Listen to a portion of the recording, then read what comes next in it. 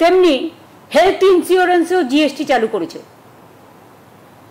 আমি বারবার চিঠি লিখে প্রধানমন্ত্রীকে আবেদন করেছিলাম যে হেলথটা হচ্ছে মানুষদের ওয়েলথ, হেলথের ওপরে বাধা নিষেধ আরোপ করে ট্যাক্সেশন করা উচিত নয়।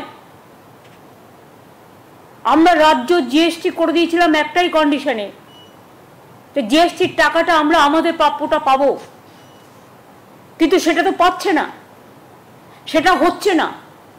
গরিব লোকেদের সব কাজ বন্ধ করে দিয়েছে সেন্ট্রাল গভর্নমেন্ট। তাহলে সেন্ট্রাল গভর্নমেন্টে আছে কিসের জন্য? শুধু ধর্মীয় প্রবণতার নামে একটা নতুন ধর্মের আমদানি করে, যা আমাদের তপবনের নয়, যা আমাদের রামকৃষ্ণের নয়, যা আমাদের স্বামী বিবেকানন্দের নয়, যা আমাদের বেদ বেদান্ত বেদাঙ্গের নয়, যা আমাদের ঋজু সাম যজু অথর্বের নয়। শুধু মানুষকে ডিভাইড করা, কান্ট্রিকে ডিভাইড করা, আর মানুষের মধ্যে দাঙ্গা লাগানো। আমি চাই বাসন্তী পুজো, অন্নপূর্ণা পুজো, রামনবমী সব শান্তিতে ভালোভাবে হোক। ঈদও শান্তিতে পালিত হয়েছে, সামনে এই প্রোগ্রামগুলো আছে, এগুলো ভালোভাবে পালিত হোক, কারণ সামনে নতুন বছর আসছে, শুভ নববর্ষ। আমাদের মা কালীবাড়ির স্কাই ওয়াক এবং ডেভেলপমেন্ট যেটা করেছি সেটাও আমাদের প্রায় 200 কোটি টাকার উপর খরচ হয়েছে। আমরা সেটা উদ্বোধন করব 14 তারিখে। 28 তারিখে জগন্নাথ ধাম উদ্বোধন হবে। এইভাবে অনেক কাজ আমাদের আছে। কিন্তু আমি দেখলাম ন্যাশনাল ফার্মাসিউটিক্যাল প্রাইসিং অথরিটি, যারা ওষুধের দাম নিয়ন্ত্রণ করে, এটা সেন্ট্রাল গভর্নমেন্টের সংস্থা, 748টা ড্রাগ ওষুধের দাম,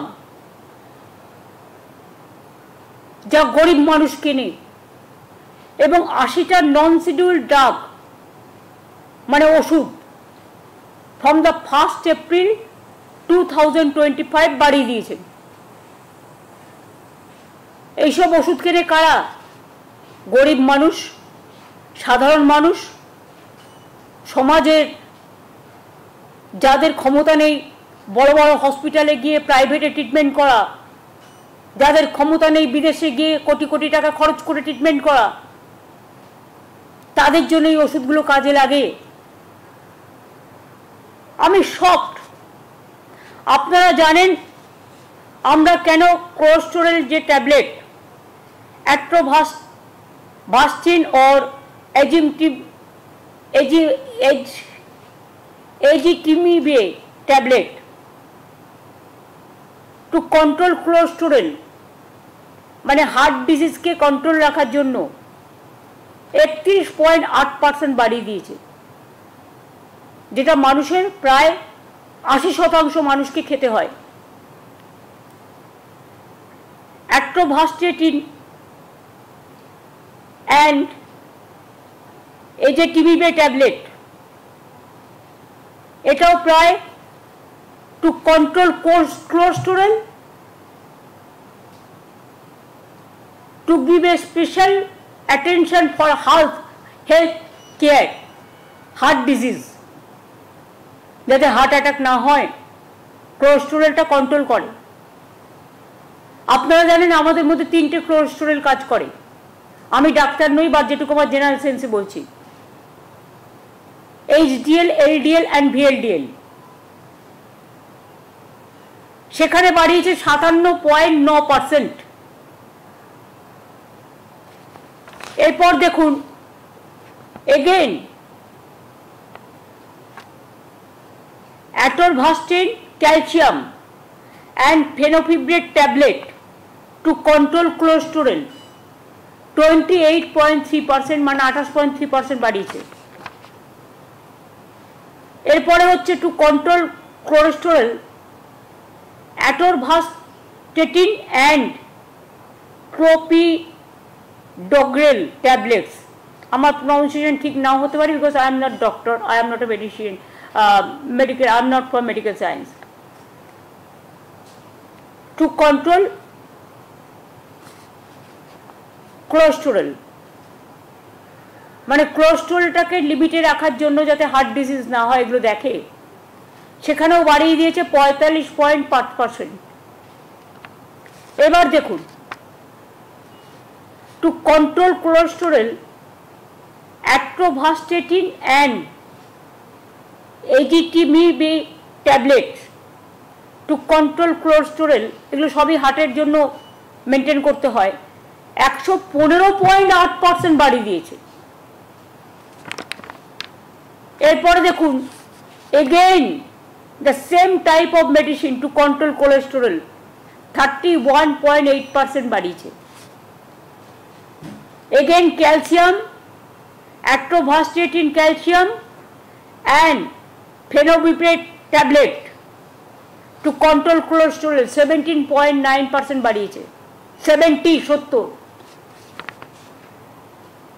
এরপর হচ্ছে, অনেকেরই জানেন বিপি মানে ব্লাড প্রেশার বেড়ে যায়, তার জন্য তাকে একটা ট্যাবলেট খেতে হয়, bisoprolol, fumarate and telmisartan tablets to control BP প্রায় প্রতি ঘরেই খেতে হয় কাউকে না কাউকে, 19.2% বাড়িয়েছে। এবার দেখুন, গ্যাস্ট্রোটাইটিস, আপনারা জানেন গ্যাস্ট্রিক হলে সবাইকেই খেতে হয় pantoprazole and levosulpiride capsule, gastro, 19.3% বাড়িয়েছে। এবার দেখুন, to control BP again, blood pressure control করার জন্য bisoprolol, fumarate and telmisartan tablets to control BP, এটাও বাড়িয়ে দিয়েছে 19.2%। এছাড়াও like other drugs like amlodipine, amoxicillin, এগুলো অ্যান্টিবায়োটিক্স, সবটা কিনা আমি জানি না, বুদেশনিডে অ্যাজমা,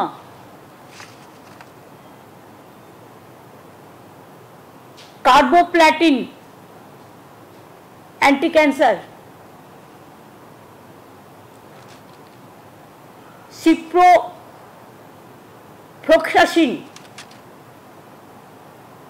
ডিএক্সামেথসোন,